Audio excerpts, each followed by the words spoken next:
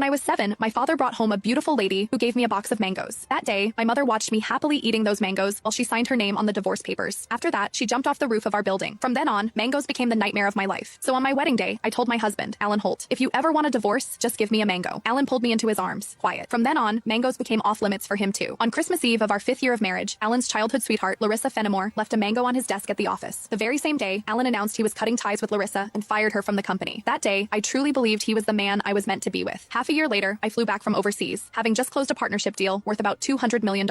At the celebration dinner, Alan handed me a drink. After I had finished half the glass, his so-called childhood sweetheart, the woman who had been kicked out of the company, stood behind me with a big grin and asked, "Does the mango juice taste good?" I stared at Alan in disbelief, and he was trying hard not to laugh. "Don't be mad. Larissa insisted I played a little joke on you. I didn't actually give you a mango. I just gave you a bottle of mango juice. But I think she's right. The fact that you don't eat mangoes is a real problem. You were really enjoying that juice just now." My face went cold. I lifted my hand and threw the rest of the mango juice in his face, then turned around and walked away. Some things are never a joke. I wouldn't kid around with mangoes or divorce. Ms. Mendez, your stomach condition flared up again because of stress and emotional triggers. If there's something you really don't like to eat, you mustn't force it down again. The next time might not just be a stomach ache. We might have to remove part of your stomach. Stay in the hospital for observation for 1 day and contact your family as soon as you can. When I heard the doctor say that, I went completely quiet. For the sake of a new project, I had been overseas for 39 straight days, working day and night, and I finally made it back in one piece. I never expected that at the celebration dinner, 1 glass of mango juice from Alan would land me right in a hospital bed. Out of habit, I tapped open my pinned chat on WhatsApp, typed 2 words, and then realized something felt off. Looking closely, I confirmed that it was Alan Holt. He had just changed his profile picture. Now, it was a green mango. While I was staring blankly at the chat window, Alan's call came through. He sounded cold. "I'm already home. Where are you?" I said nothing. Any other time, I would soften my voice and act like a spoiled little girl with him. But tonight, I honestly didn't know what to say. Alan sounded annoyed. "Myra, how long are you planning to keep this up?" "I'm at the hospital." Alan went quiet. He had never shown much interest in my health. He would never have guessed that 1 glass of mango juice from him would send me straight to the emergency room. "Stay put at the hospital. I'm coming over right now." I didn't want to deal with him, but my body was so weak that I didn't feel like moving at all. Time dragged by. The doctor came in to check on me 3 different times, and Alan still didn't show up. Right before I went to sleep, I glanced at my phone one last time and saw Larissa Fenimore's new post on her social feed. "Every time I get hurt, my knight in shining armor shows up. I'm so lucky." The picture under it was a shot of Alan putting a bandage on her. Larissa's profile picture was a yellow mango. It was pretty, but it made me sick. Alan and I had known each other for 10 years, and he had always known exactly where my bottom line was. After so many years in business, he also knew perfectly well how to keep a proper distance from other women. But now, he kept crossing that line again and again. In that case, our marriage and the newest project I had negotiated no longer needed to exist. I had closed a $200 million deal in West Arkin that could have changed the company's future, but at that moment, it didn't matter anymore. When I woke up the next morning, Alan hadn't sent a single message or made a single call. I wasn't even angry. After the follow-up check confirmed I was fine, I went straight home to a 5,300 square foot luxury villa that Alan and I had bought the previous year. 7 years ago, when we graduated, we squeezed into a basement room and shared 1 cup of instant noodles. 5 years ago, when we registered our marriage, we ate at a street food stall and went home with a tiny 4-inch cake. Now, I was alone in a huge empty house, nursing my wounds by myself.